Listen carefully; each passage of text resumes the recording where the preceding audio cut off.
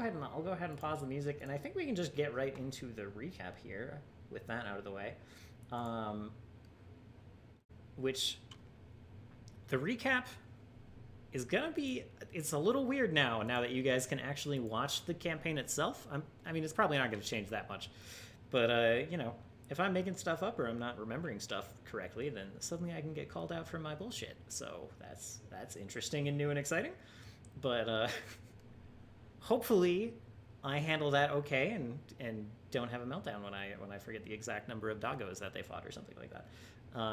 But yeah, so they were preparing last week to set out.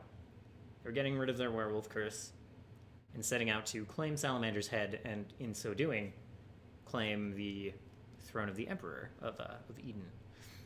And they started off. They headed out of town, and they basically immediately ran into a fight. And this was just a combination of random encounter rolls. There was a random encounter for like an NPC. I'm probably not. It's gonna be real high up, but like one of my pre-generated NPCs, which happens to be Chaplain Brining and his unit of competent warriors. And there was another random encounter for some earth elementals, specifically sod dogs and sod hounds, and a giant guy that I just kind of deleted him when he went away, so he's not here anymore. But a living landslide. So just a bunch of kind of lower level elemental creatures, and then like a big boy who technically wasn't that big. I thought he was a lot bigger than he was when I rolled him, and then I looked at the page, and he's just a medium creature. He's just a humanoid, just a punchy rock man. And yeah, you guys will probably remember in setting up this encounter, I kind of planned for the party to just head right up the middle and attack the big guy, and like I would kind of bring stuff in along the side if they were having too easy of a time with the big one. Just kind of like, it's a little valve to make things a little more tense. It's like, oh well, this guy fell down and now this guy's gonna run in and he's flanking you now, and you know, just a little more annoying guys to kind of spice things up as they're fighting the main guy. And if you were there watching, you know that didn't happen. Eve immediately pointed to the sides and was like, Sonus, you get that side and I got this one. We'll pinch in the center later on. Let's do it. And charged off and started attacking some of the sod hounds. Sonus did much the same through his made use of the Hand of the Apprentice, finally. It's been a few weeks in the making of seeing him whip a sword all the way across the battlefield with a 500-foot range. I was happy he got to use that. So they split up basically immediately. One on the left, one on the right, and two kind of holding down the center. Solus doing his bard thing and inspiring, while Ludwig did a good job of keeping the chaplain up, who was getting just pummeled on by the earth elemental. And that earth elemental rolled extremely gently, all things considered. Like, chaplain didn't get hit by quite a lot of strikes that were at like plus 13 or something, and he only has a 21 AC, so like half of them should have been hitting him, like at least half of the full strength hits. And I think it was less than that by a significant margin. And then like a bunch of the secondary hits missed. He only got hit like 3 times out of probably 8 or 9, maybe 10 attack rolls. Does that sound right? I think that's right.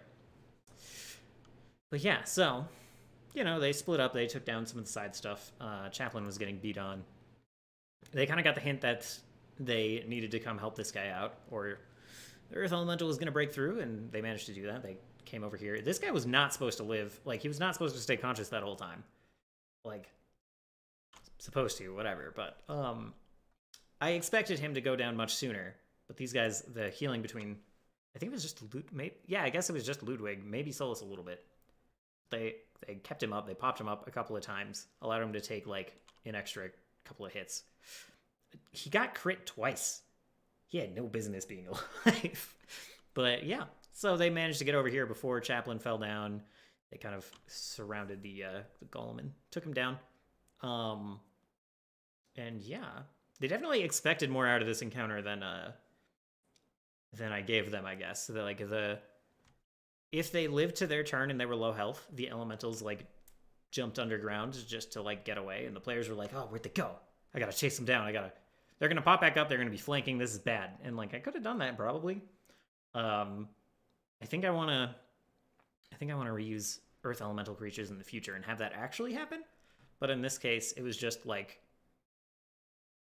it wasn't extremely clear during the stream, but the Eden folks actually kind of started this fight. And when the elementals like got low, when they had trouble defending themselves, they were just like, "No, I'm done. We're out. Let's go. Let's leave. This is too much." And yeah, so once they hit a certain threshold, which is usually under like 20 or 15 HP, they pieced out. And yeah, that was it for this encounter. It was just kind of like, you know,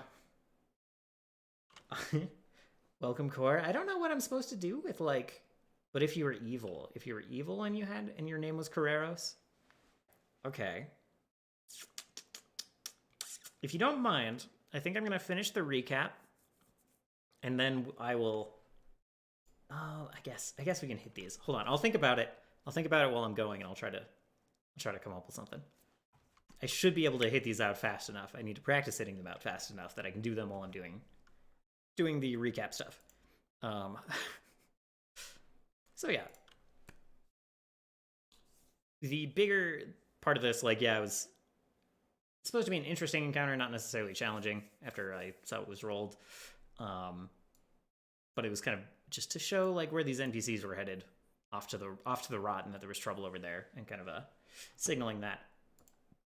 And then they continued on their way, just kind of hitting a couple of other non-combat random encounters on the way. Like the dice were rolling high on the random encounters. So they like ran into the NPCs, the harpies. Not the harpies. It was the gnolls who were on their way to the harpies. That was a random table and completely within the arc of what they're doing right now. So that was a surprise. Like, the random encounters have been very nice to me in that respect. It's like, oh, well, they're heading up. One of their potential allies is allied with gnolls, and they run into some gnolls on the way. Well then. And their main, like, enemies right now are forces of Salamander, and they run into some bandits and some bugbears, which they've already run into. Like, both of those aligned with Salamander. So I was like, well, that's pretty cool. Thank you, encounter table. I was very happy with those. They gave me a good inspiration for like what the party is kind of up to after that. Whoa. Yeah, that badge flex. Hold on. I guess you're just. That's fine. It's fine, yeah. Ken's got that first badge. I don't know. Yeah. Yeah, I think you do get it back when you resub. I think. I'm pretty sure. Man, if you were evil and you were, I think you're just a sorcerer. Like probably some kind of like abyssal or devil sorcerer with them like dark bat wings, something like that. Thank you for the gift sub, Cam. Thank you for handing that to Core. Just slipping in there ahead of you, Core. You gave him too much of a window, I guess. I don't know. But thank you, Cam. And thank you, Core, for trying. Thank you for trying to get there ahead of him. There was a processing error. That's funny. And Cam holds on pretty firmly to the gift sub leaderboard. So yeah, I think sweet hand action. I don't know. I think we need more board game stream score. Like you're subbing to the wrong. My hands are usually going to be down here. No channel point hands. None of that. Nope. No show hands. It's not that kind of stream. Not that kind of channel. Let's see. Berry boot taught you what? Oh. Good one. I mean, and that's like, right. Yeah, that's when I'm like, I don't have nail polish on. Yeah, but see, I'm just gonna... If you were a stranger, that would probably work. But since you're you, I don't think that's. I think you're pretty well aware that I don't have nail polish on my hands. So, yeah. um. But yeah, don't ruin the skit. Here's my hands, Core. There, handos. They're not even good in this light. It's just like here, they're like washed out. All you can see is like little like the bone indentations, and that's what you got. That's what you got. All right. They look translucent and probably a little dry. Anyway, you are definitely a sorcerer. Definitely kind of like a devil-blooded sorcerer, I think. If you're an evil Carreros. I think that makes the most sense. Probably with some of those charm spells. Probably with a lot of those. Not Bard, evil, just evil Bard. Same character, just you have eyeliner on. So yeah. So they met with some gnolls. They didn't really investigate this too much, but they ran into a little tent town of people who are like fleeing Goodtill. Same character, just Core just is evil. Makes sense. They split up with Chaplain Brining and headed up this way. And they arrived at Green Rock Hill, at the watchtower that is currently in conflict with Salamander's like forward forces that kind of pushed up to here. I'm a little surprised that the party was like, hey, let's, you know what? We're going to stick around. We're going to help. Like, Eve's brother had to be there, had to be, like, the lieutenant general at this fort. And was like, yeah, Eve was like, we should help them. What's a good Carreras even look like? I think Carreras is pretty good, but it's out of my hands. So, yeah, the party was originally leaning towards like just leaving and like because okay, so they ran into Brass and his encampment just south of the watchtower, and they're like, well, okay. So they get to the hill, and they're like, well, if Brass is here, if he's gonna stick around here and like help with this whole Burning Man Salamander lieutenant guy, if they're gonna help with that, then we should just like leave and get ahead of them. Like we should just go. And that idea floated around for a while, and then the party was like, let's help, though. Let's help. Which I was kind of surprised by the about face. Usually when they kind of settle on something like that, they don't, like, double back. But I guess kind of the same thing happened with their planned route in the first place. Like, they were originally going to go up to the mountains. And then they're just, like, very firmly decided to go northeast instead. Go straight towards Salamander. So, their whole plan is that they're going to like kind of sneak around back of the bandit camp of the Salamander camp, and they're going to pop some invisibility potions, run into the camp, and try to 1v1 ish 4v1 Burning Man Salamander's lieutenant in the camp, while the rest of the forces kind of like push in and cause a distraction, take the main fight. I don't know. They're gonna try to kill the lieutenant before Brass gets there, because the entire plan that the group had, the Eden forces had before the party came, was just let Brass handle it. Like, we'll attack the front. Brass is gonna take his like a group of elites or whatever, and just like run into the camp and take on Burning Man by himself. And that, probably would have been successful. The party is just... Yeah, the party has some suspicions that this is like a trap.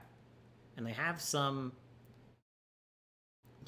They also just kind of want to take this glory from Brass, it seemed like. Just a little bit. Or like Eve kind of wants to show off, wants to gain more favor.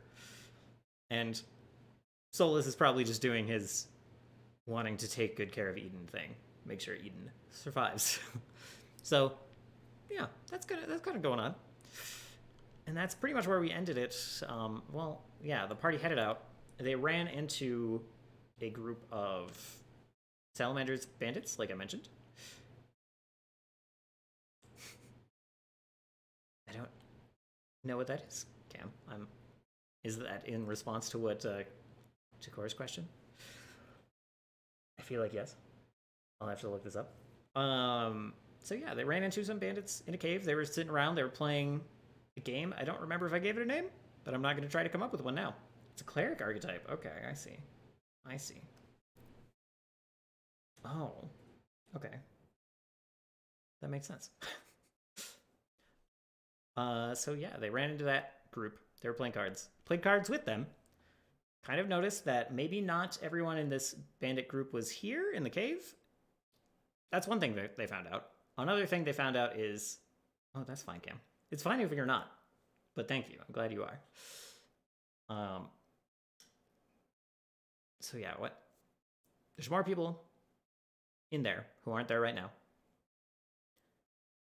To this group hiding out in this cave, they were kind of commanded to like flank the forces of Eden when they start attacking and like take out the leadership. Like that's their job. And they also kind of suggested that there are other groups with the same assignment.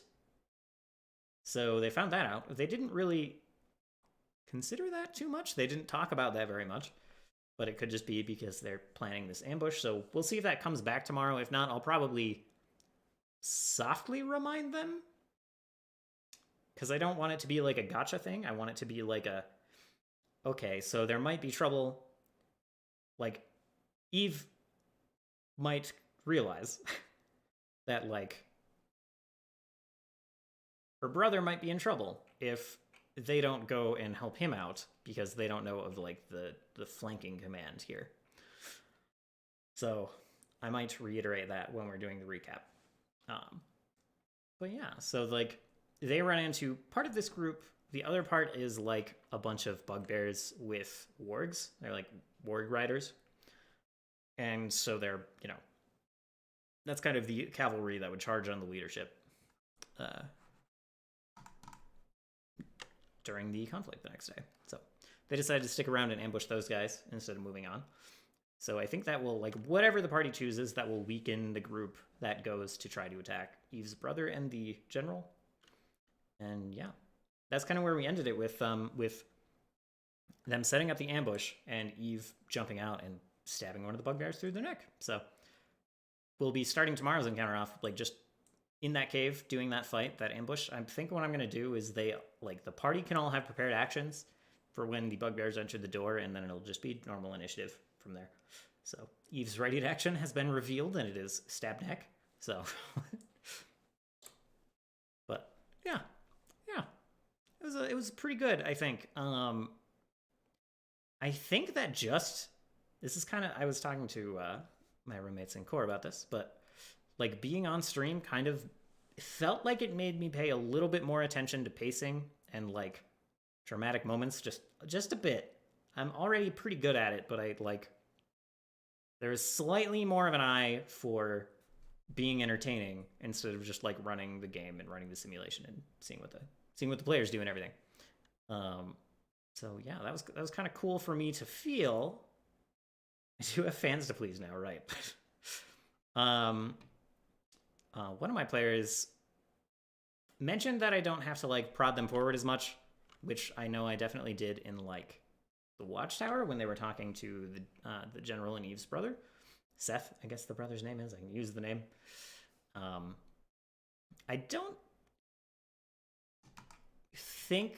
I think it was just because like they kept talking about plans, and then their plans would like that conversation would fizzle out, and they wouldn't act on it. They wouldn't do anything. And I don't know. I kind of think that was fine. I think that was mostly fine, but I don't know. Perhaps I was pushing a little too much to like get it going because I wanted it to get to the next portion of the like.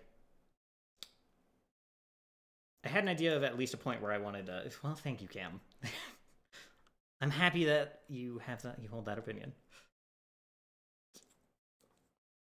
I will. I'll check in with my players though to see if they feel like I'm pushing things along too much. Like as this whole streaming thing goes on, I don't want it to, like. I don't want to change the mood too much.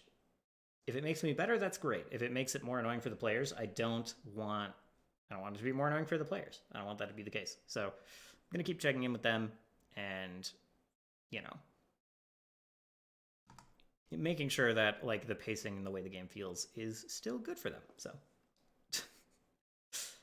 thank you, Core. That's very flattering. Yeah, just had a few laid back social sessions. They might feel like getting to the action is a good move after that. Yeah, I agree. And they all seem to think that this session was paced really well. They all liked it a lot. So I feel like they felt that improvement as well. The only complaint was like Gino saying like, I don't have to push the party along like I did in the fort. And I was like, okay, that's fine. I just felt like there was a bit of a circle going on, and I wanted to prevent it from spiraling too much. It's probably best to mix between driven sessions and social sessions. Yeah, that's true. There were like a few too many social sessions in a row before this, I think. Even though like a couple of them had combat, they had spots of combat. But like it was mostly social encounters from like after the werewolf thing, which was like the day after they left Orlane. After that, all the way up to Castell, and all the way down to here, they didn't actually fight anything. They just got into kind of tense situations. Welcome back, Wither King.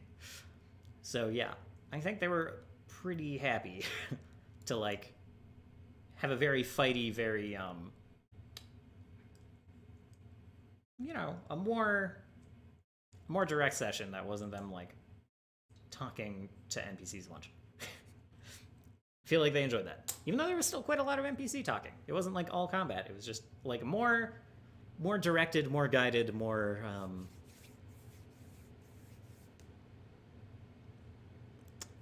can't think of a good word to add to that list. I should have just stopped after the first two. So yeah, I think I think that's basically all I need to recap. That's basically all the points covered. Again, unless I got anything horribly wrong there that people are going to correct me on now that they can actually watch the game. But I'm going to take a quick break. Thank you, Cam. Thank you for keeping everyone up to date. Okay, recap everything again. So, walk outside, fight earth dogs, walk more, found gnolls, walk more, talk to General for a surprisingly long time, and then poison some bandits. I forgot to mention they poisoned the bandits. They've been a pretty good, like, goody two-shoes party so far. They walk into this cave, they play some cards with these guys, get buddy-buddy with them, pretending that they're Boris, like, bandit group from the west that they killed already. And, like, then they just poison them. They're like, oh, have some of this wine that we pilfered from a village in the west. And then they put the wolfsbane into it, like, why am I afraid? Ludwig, the goblin alchemist, like, put the wolfsbane in the wine, gave it to them, they drank it, all the bandits in the cave died to the poisoned wine.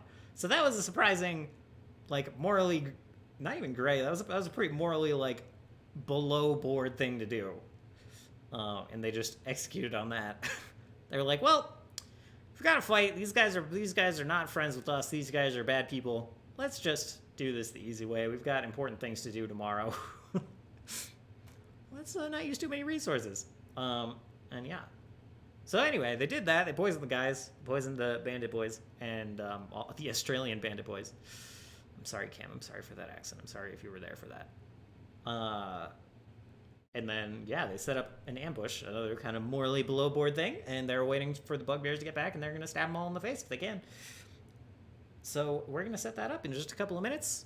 I missed it. Please do it again right now. No, I won't. I'm sorry. It was bad. It was bad, and there's VOD. And I'm not going to willingly. It was a bad accent. And I was ashamed, and I was hoping you weren't there. And same for Mike. So, we're gonna set up for the rest of that bandit ambush in just like a couple of minutes. I'm gonna take a break, walk around, drink some water, and then we're gonna get started with that.